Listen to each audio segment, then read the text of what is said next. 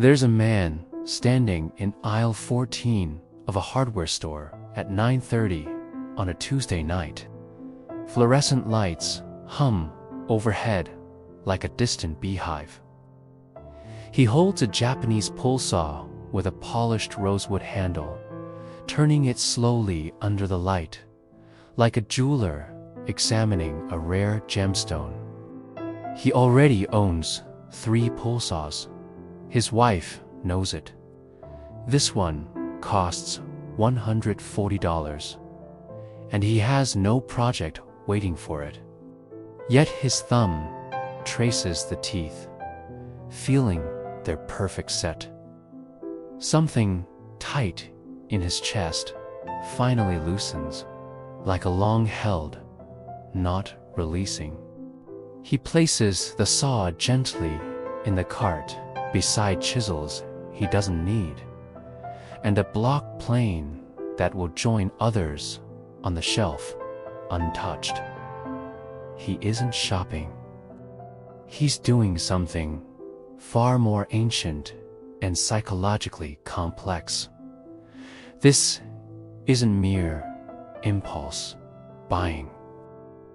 Beneath the receipt lies a sophisticated coping mechanism, one of the most elegant the human brain has devised.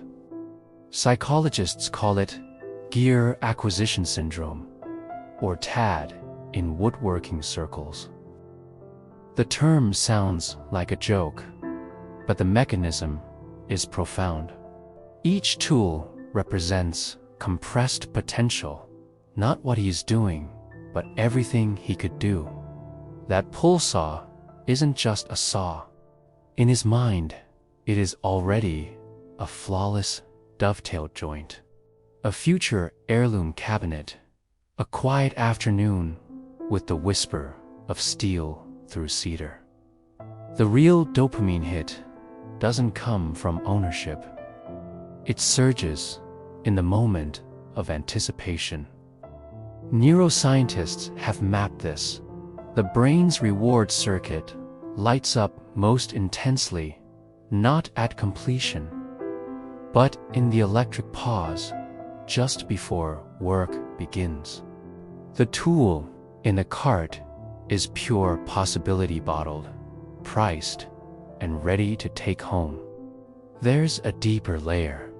Dr. Kelly Lambert identified the effort-driven reward circuit, an ancient neural pathway linking physical hand movements to serotonin and dopamine release. This system predates language and abstract thought.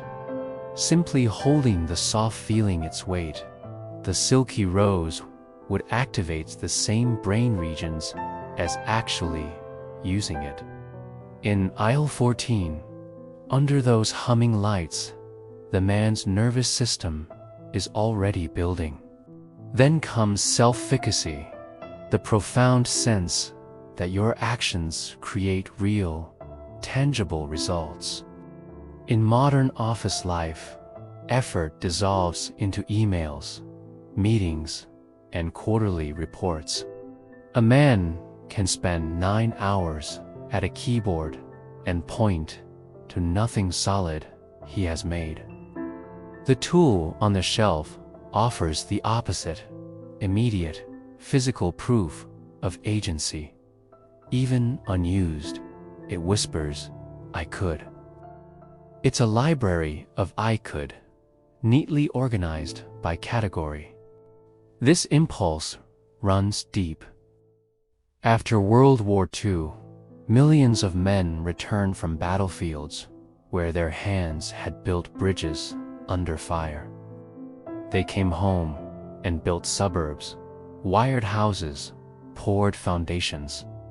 Effort produced visible, lasting results.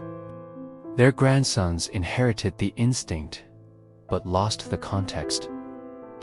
His hands touch only a keyboard, producing reports that vanish into digital oblivion. Nothing he creates will still stand in 100 years. The hardware store is the last place where the ancestral equation holds. Effort in, object out. The tool becomes living proof. And then there is the garage, the last sovereign territory in the suburban home.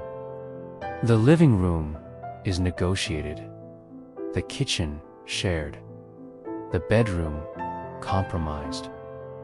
The garage remains his, quietly coded that way by culture decades ago. The tools on the wall aren't decorations. They are territorial markers.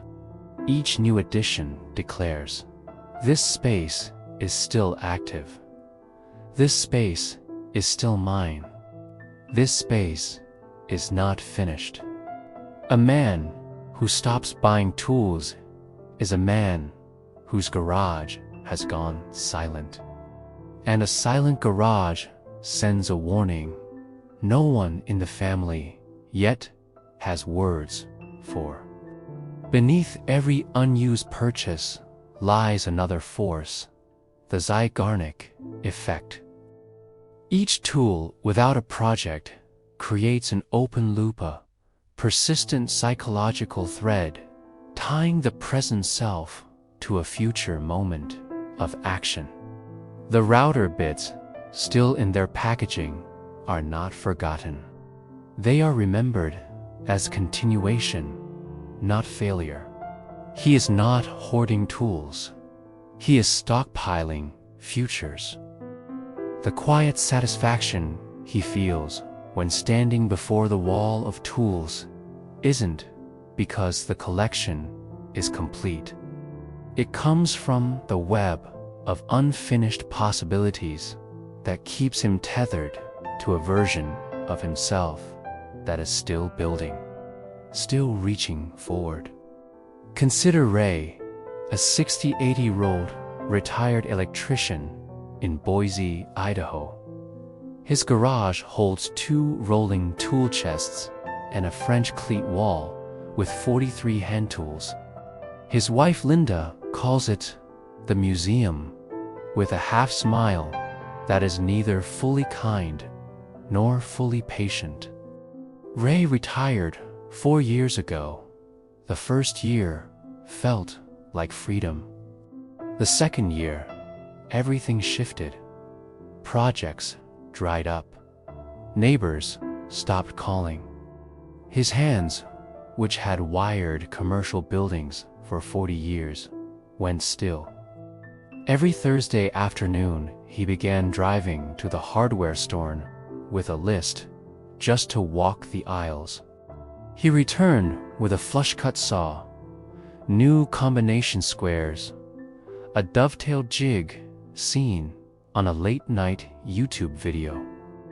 When Linda gently asked what he was building, Ray replied, "I'm keeping my options open."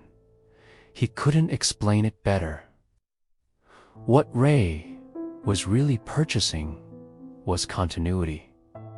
Each tool was a promise to his nervous system that the future still held work, that his hands still mattered, that retirement hadn't erased the builder inside him. The unopened router bits weren't waste, they were a contract with tomorrow. Every Thursday, he would hang the new tool on the French cleat, step back, and look at the wall. His breathing would change. Not joy, exactly. Something quieter, confirmation that the man who once wired buildings still lived inside the man who now had nowhere to go. One evening, Linda found him standing in the garage, holding a new combination square, still in its packaging. Against his chest, like a letter he wasn't ready to open. She waited in the doorway. Finally, Ray looked up and said softly, "I just like knowing it's there." Linda nodded and went back inside. She didn't mention the credit card statement that month. Something in his voice touched a place she recognized, but couldn't name the same tone he used when speaking of buildings that still stood. To outsiders, a shelf of unused tools looks like waste, irresponsibility, or compulsion run amok. In reality, it is a profound neurological negotiation. A brain evolved over millions of years to solve physical problems, now struggling in a world that has stripped away chances to do so. The effort-driven reward circuit doesn't care about performance reviews or quarterly targets. It craves hands-meeting material, resistance, overcome objects that exist solely because effort was applied. The unused tool is not poor judgment. It is the brain refusing to accept that the hands have nothing left to do. Every saw on the wall is a question the nervous system keeps asking. Every chisel in the drawer is an answer waiting for the right afternoon. TAD is not a disorder. It is the brain's quiet rebellion against a life that has made the hands obsolete. If you have ever stood in a hardware store, turning a tool you don't need under the light, feeling its weight settle into your palm and a mysterious warmth bloom in your chest that you couldn't explain to anyone beside you. It was about the tool.